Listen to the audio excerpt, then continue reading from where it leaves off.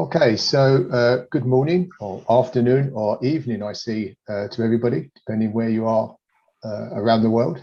I'd like to, thank you, Melissa, for the introduction, and I'd also like to thank the local organisers for inviting me to give this presentation today.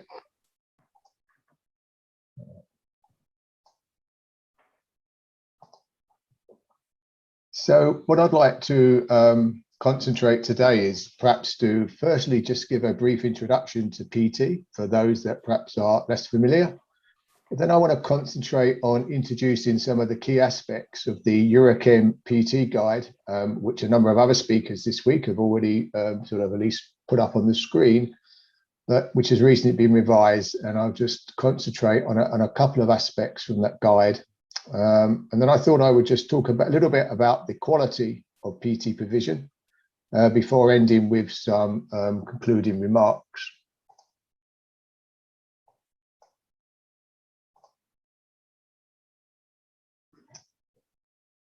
So let me just start off perhaps to talk about a little bit about what is PT. And PT is defined, and I'm sure many of you will know this, but in case you don't, it's defined in the International Competency Standard for PT, that's 17043, as the evaluation of participant performance against pre-established criteria by means of interlaboratory comparisons. So proficiency testing is a powerful tool in the quality toolkit in the laboratory, and when used appropriately can bring many benefits to laboratories. The primary aim of PT is to provide the infrastructure for the laboratory to monitor and improve the quality of its routine measurements.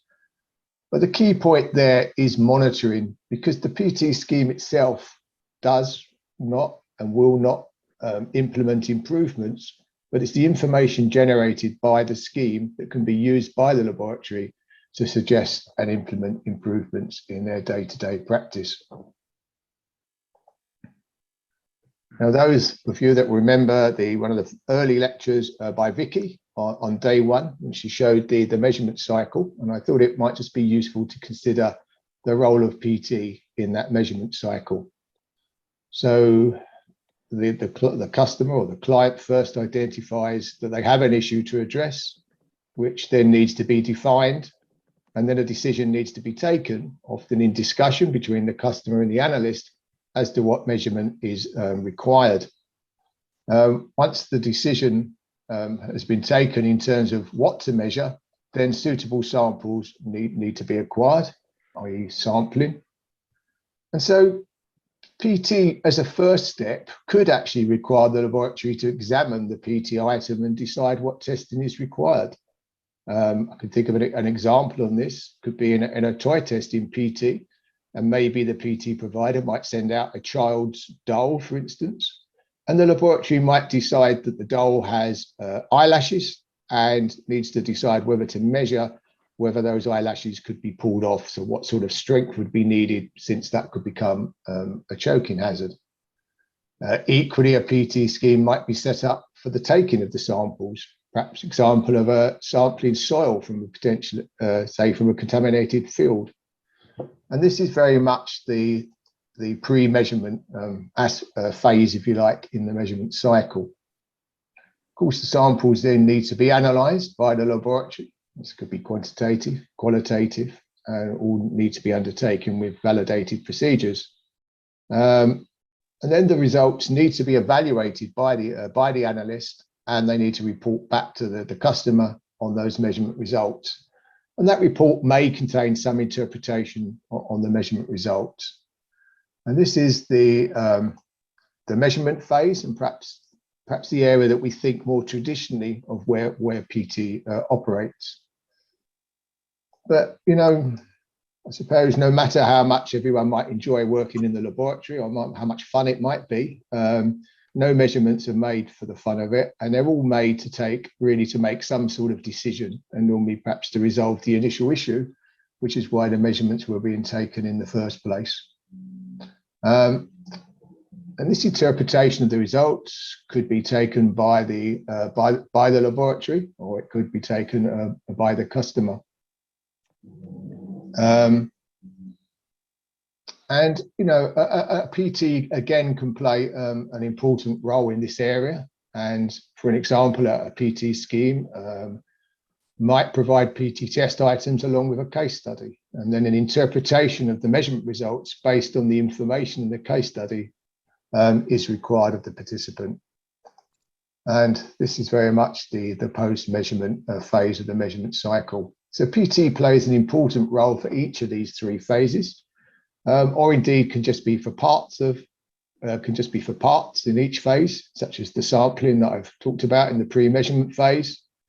And so we could design our PT scheme to assess the whole measurement process, one or more of the phases, or indeed just part of one of the measurement phases. So PT is a key tool right across the measurement cycle. So let me now turn to what I regard as very valuable guidance that's available to laboratories from Eurachem, which is the Eurochem guide on the selection, use and interpretation of proficiency testing schemes. And this popular guide has been revised recently, and a third edition is now available to download from the Eurochem website. And as can be seen up from this slide, it provides a useful introduction to PT, covers some of the points that I've made, goes into much more detail, and then goes on to address the key aspects of selecting the most appropriate PT scheme in which to participate, how to use PT to achieve the maximum benefits, how performance is assessed by the PT provider, and then how the laboratory should interpret their PT results. And there's a number of useful annexes that are also provided in the guide, which provide further support to the laboratory. Now, I don't have time this morning to cover the whole guide, so I thought I would just concentrate on two areas, mainly on the area around selection of appropriate PT schemes and a appropriate PT participation strategy, because in my opinion, this is such a crucial area. If we want to benefit from PT, it's important that the appropriate scheme is chosen. And then I'll talk a little bit about some of the benefits that PT scheme brings, which is partly covered in the use of PT in the guide.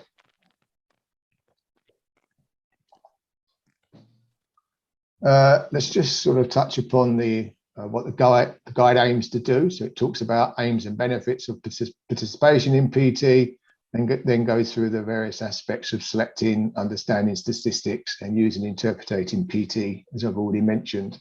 And the guide's aimed for basically any testing laboratory, calibration laboratory, inspection body, biobanks, anyone that's using PT will find the guide useful.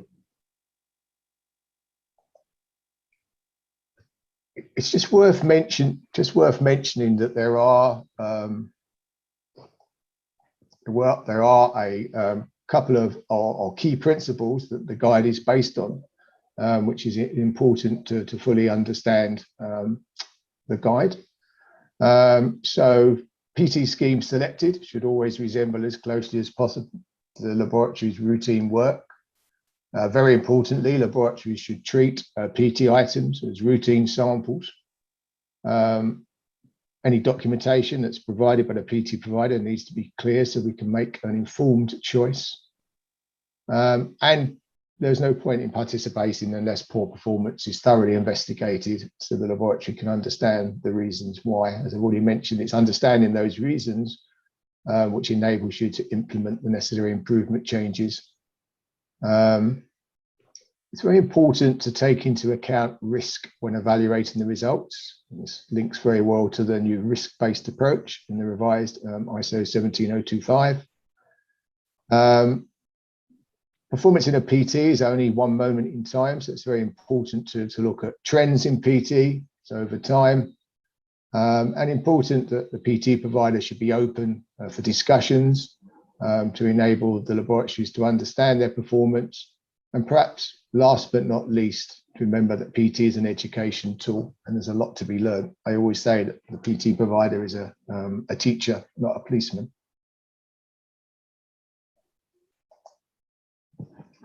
The guide does go on to talk about the way of categorizing PTs in different ways, from the type of expected report to frequency to distribution to processes, but I don't have time this morning to go into that. But I suggest you read the guide, and it's a useful way to understanding the different types of PT schemes that are available. So what I'd like to concentrate now is a little bit around selecting the most appropriate scheme, since I believe this is a critical step. But in order to do so, a laboratory needs to establish an adequate PT participation strategy, which really addresses two key areas: how much, in other words, what PTs are required, and how often, in other words, the frequency of participation of each of the PTs. And the key point here is that every laboratory is different due to many factors, and therefore every laboratory needs to establish its own participation strategy. So there's a need to decide on the specific number of proficiency tests in which to participate, in other words, the level of participation. And once that level has been decided, you need to decide how often, which is really the frequency of participation. But there are four perhaps additional questions which are also important in terms to ask when selecting the most appropriate scheme. Do the schemes required actually exist for the tests that the laboratory runs? Are the schemes relevant to the testing carried out by the laboratory, perhaps in terms of matrix? And are they provided by a competent PT provider, and are they truly independent? So let's have a look at the level of PT participation, and there's a bit of information available in the guide on this. But the first thing the laboratory needs to do is to consider the different areas of technical competence that's in operation in their laboratory. And really, to do this, there are three specific components that need to be considered. What are the measurement procedures, or indeed the measurement techniques being used? What are the properties or the characteristics being measured? And what are the products being tested? And then each area of technical competence may encompass several of each of these components. But the key point in terms of grouping the products, the characteristics, or the measurement procedures or techniques within an area of technical competence is a laboratory needs to demonstrate technical equivalence, for instance, across different matrices. So an example of this might be that is the detection of, say, salmonella equivalent in a meat matrix as it is in a chocolate matrix?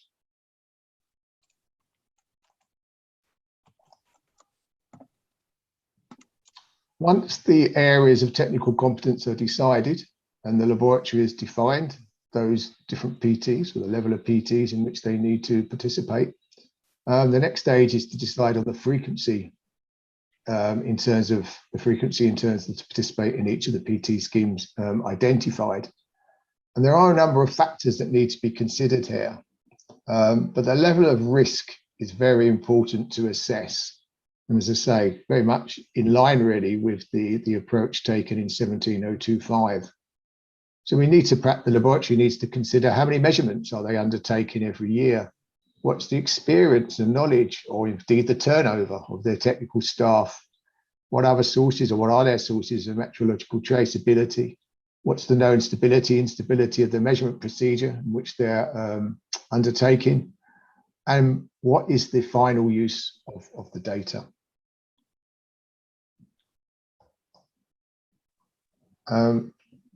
But I want to mention, obviously, that PT is not the only quality tool available to the laboratory, and indeed they do need to take into account the other QA measures that's being implemented in terms of helping to define the level, particularly the frequency of participation.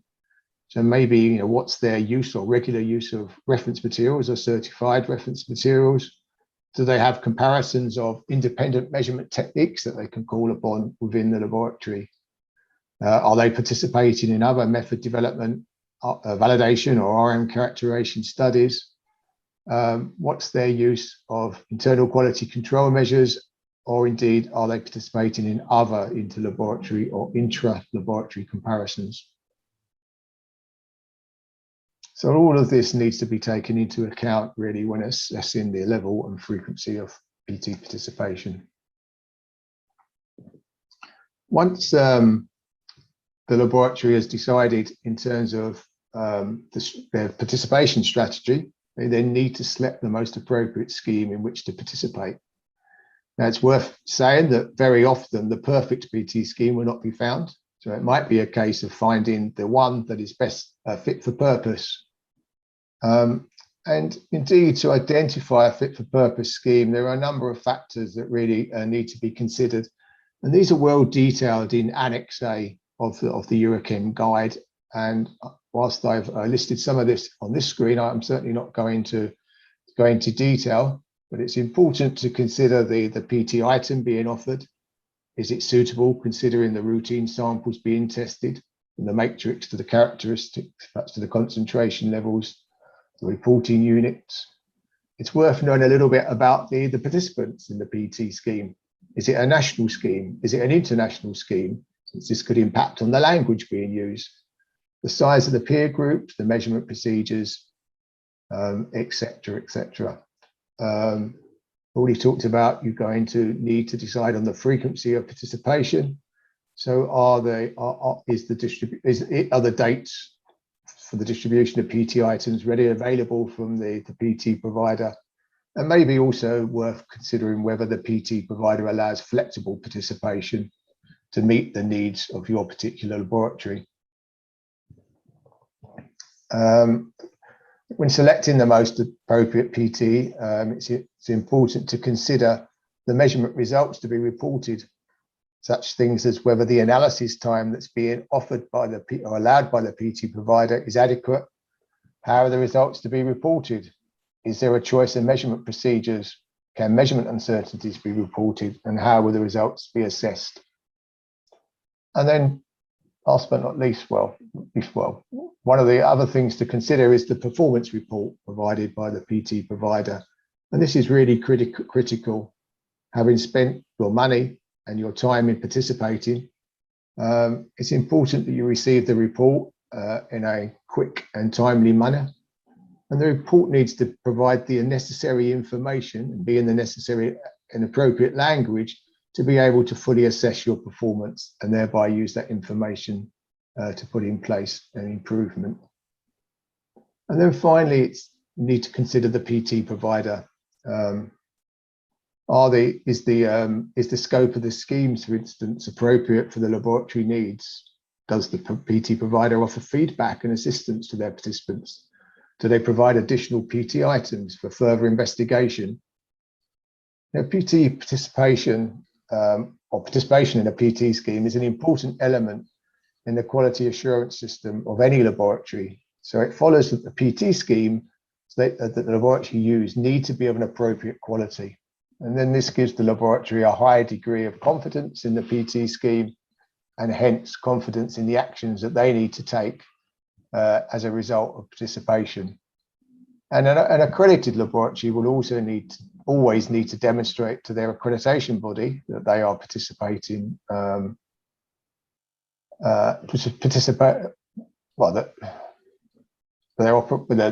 participating in a scheme operated by a competent PT provider. And a competent PT provider should be operating to the international standard for the competency of PT provision, ISO 17043. I think it's been mentioned by some of the other speakers this week. And by participating in a scheme that's accredited, the laboratory can have the confidence that the PT provider has been independently assessed against the requirements of this standard, the ISO 17043. So if the laboratory selects the most appropriate schemes to participate and participates at an appropriate sort of frequency, then PT can bring many benefits to the laboratory. I mean, the basic use is to assess the performance of a laboratory, to undertake specific measurements or calibration, and it provides confirmation that the laboratory's performance is satisfactory or to indicate where potential problems need addressing. However, there are many additional benefits to a laboratory participating in a PT scheme. covering the ability to monitor the performance of a laboratory as a whole, individual members of staff, and specific methods, and importantly, being able to demonstrate the validity of their measurement results. And there is a significant volume of information generated by a PT scheme. And this can be used to help laboratories to improve their quality, make informed choices about methods of analysis, informed choices about equipment, and so on. Now, I don't have time this morning in this short talk to talk about all the benefits of PT. And certainly we'll get copies of the slides, which you'll be able to read more here, but more importantly, this is all well covered in the Eurochem PT guide. And we'll talk about identifying those measurement problems, comparing measurement procedures, comparing operator capabilities. Maybe you're running a number of sites across the world, and it's a good way to compare analytical systems. I've already talked about improving performance, and I've already mentioned it's a very big education tool. Exchange of information with the PT provider can be a key benefit, particularly some PT providers have advisory groups, and members of those groups might be able to help you with particular issues that you may have in any measurement problems that you've identified within the PT. And it's very much a tool to help instill confidence in everybody, in the staff, in the management, and external users of laboratory services. It can be used to help to review the measurement uncertainty estimates that you've derived, or with some caution, it can play a part in helping to assess or to derive the measurement uncertainty. Surplus PT items are excellent to be used, if appropriately, as quality control materials.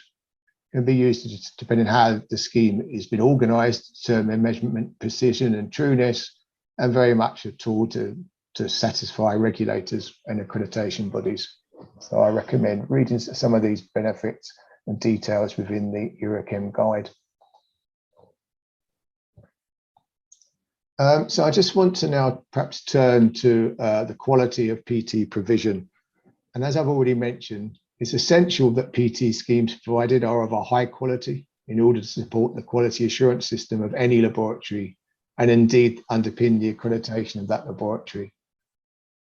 And laboratories need to be able to rely on critical external services, of which certainly includes PT providers. And as I've said, the competency standard 17043 is the standard to which PT providers are accredited. And an accreditation of the PT provider reassures the laboratory that they're working, yes, to the international standard, but various aspects of the PT scheme all conform to the standard. Test material quality, technical specifications, customer feedback, statistics being used, and then to assess the performance, and then the reporting and the reports themselves. Certainly not going to go into detail here, but this just thought I'd just show you here the different requirements of 17043, and certainly those who are familiar with ISO 17025 will recognize that this is very, very similar, from the sections around the technical requirements to the management requirements.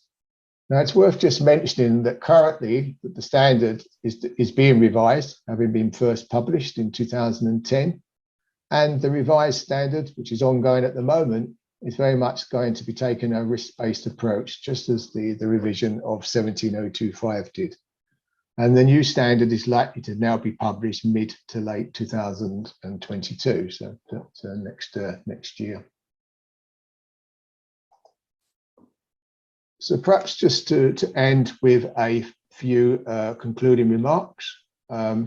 So PT is a powerful and an essential quality assurance tool for laboratories because it reflects the laboratory's actual quality, and it can address all phases of the measurement cycle.